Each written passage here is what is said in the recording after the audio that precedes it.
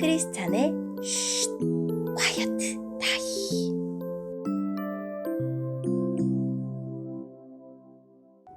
샬롬! 사랑하는 크리스찬 성도 여러분, 크리스찬 교회 매일 성경이 2024년 3월 30일부로 컨텐츠가 종료됩니다. 그동안 매일 성경을 사랑해 주셔서 감사드리며 매일 성경을 통해 은혜를 부어주신 하나님께 모든 영광을 올려드립니다. 오늘의 본문은 마가복음 15장 33절부터 47절까지의 말씀입니다. 본문의 제목은 버림받고 죽으시다 입니다. 본문을 읽기 전에 어떤 내용인지 요약본을 먼저 읽어드릴게요.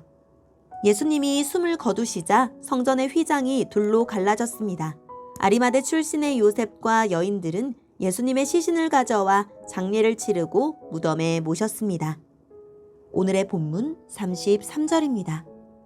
정오가 되자 온 땅에 어둠이 덮이더니 오후 3시까지 계속되었습니다. 오후 3시에 예수님께서 큰 소리로 외치셨습니다. 엘리! 엘리! 라마! 사박다니! 이 말은 나의 하나님, 나의 하나님, 어찌하여 나를 버리셨나이까 라는 뜻입니다. 서 있던 사람들이 이 소리를 듣고 말했습니다. 보시오! 저 사람이 엘리야를 부르고 있습니다. 어떤 사람이 달려가서 신 포도주를 해면에 묻혀 막대기에 매달았습니다. 그리고 예수님께 마시게 하며 말했습니다. 과연 엘리야가 와서 십자가에서 내려주는지 봅시다. 그러자 예수님께서 큰 소리를 지르시고 마지막 숨을 거두셨습니다. 그때 성전에 있던 휘장이 꼭대기에서 바닥까지 두 쪽으로 갈라졌습니다. 예수님 바로 앞에 서 있던 백부장이 예수님께서 마지막 숨을 거두시는 것을 보고 말했습니다. 이분은 진실로 하나님의 아들이었다. 여자들이 약간 떨어진 곳에서 지켜보고 있었습니다.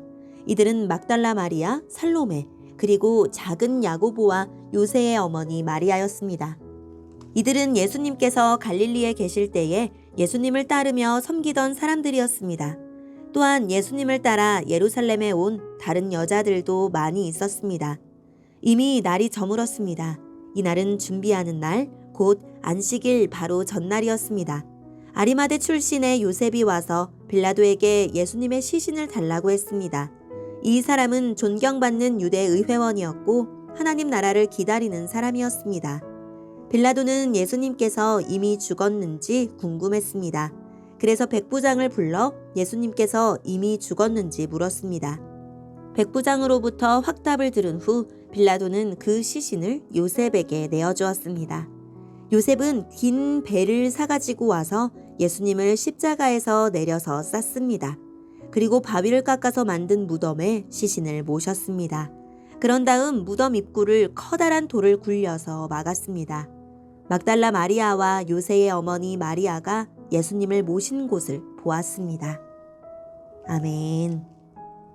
오늘의 본문을 통해 이해할 수 있는 부분은 무엇일까요?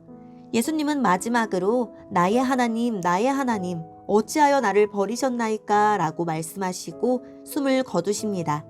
예수님의 죽음과 함께 성소의 휘장이 위에서 아래로 둘로 갈라졌습니다.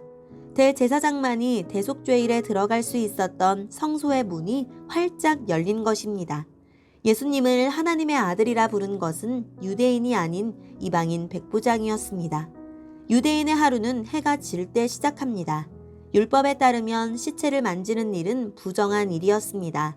그래서 안식일이 시작되는 금요일 저녁에는 예수님의 시체를 처리할 수 없었습니다. 이때 아리마대 출신의 요셉이 빌라도를 찾아가 예수님의 시신을 요구합니다. 그는 공회원이었지만 하나님의 나라를 기다리는 사람이었습니다. 이러한 요구는 예수님을 고소했던 공회를 배신하는 것과 마찬가지였습니다. 그는 예수님의 시체를 가져와서 세마포에 싸고 바위를 깎아 만든 무덤에 넣은 후에 돌로 입구를 막았습니다. 오늘의 본문을 통해 알 수 있는 우리 예수님은 어떤 분일까요? 예수님은 우리를 구원하기 위해 죽으신 분입니다. 자기 죽음으로 하나님 나라로 향하는 문을 우리에게 열어주셨습니다. 더 이상 대속죄일에 대제사장만이 하나님을 만나지 않게 되었습니다. 예수님을 믿는 누구에게나 하나님에게로 가는 구원의 문이 열렸기 때문입니다. 대낮인데도 해가 빛을 잃고 어둠이 임합니다. 첫 출애굽 때 흑암이 임한 것처럼 십자가를 통해 새 출애굽을 이루실 때도 어둠이 임합니다. 또한 예수님의 죽으심과 함께 성전의 휘장이 찢어집니다. 이 모든 현상은 우연이 아닙니다. 이제 새 출애굽을 통해 새 이스라엘이 된 우리에게 성전이 아닌 예수님을 통해 은혜의 보좌로 나아갈 수 있는 길을 열어주신 것입니다. 십자가는 끝이 아니라 시작이며 죽음을 통해 생명의 길을 여신 사건입니다. 오늘의 본문을 통해 우리에게 주시는 교훈은 무엇일까요? 십자가 앞에서 예수님을 본 백부장에 더하여 현장을 멀리서 지켜보던 이들이 있습니다. 그들은 모두 여인들이고 실명으로 소개됩니다. 그 여인들은 죽음의 순간만 아니라 장례와 부활까지 목격한 증인들입니다. 섬김을 받는 자리에 오르려고 서로 다투고 예수님을 버리고 달아난 제자들과 달리 세상의 주목을 받지 못해도 갈릴리에서부터 예루살렘까지 변함없이 주님을 따르고 섬긴 이들이야말로 참 제자입니다. 세상이 부러워하는 사람이 아니라 주님께 기억되는 사람으로 살아갑시다. 예수를 신문하고 죽이는 일에 모든 사내들인 공회원들이 참여했다면 십자가 사건 이후 심경의 변화가 일어난 한 사람이 있습니다. 공회원인 요셉은 신문 때의 침묵을 깨고 반역자의 뜻에 동조하는 자라는 오명을 무릅쓰고 예수님의 장례를 주도합니다. 예수님의 십자가가 낳은 회심자에는 이방인 백부장만 아니라 유대 권력자도 있습니다.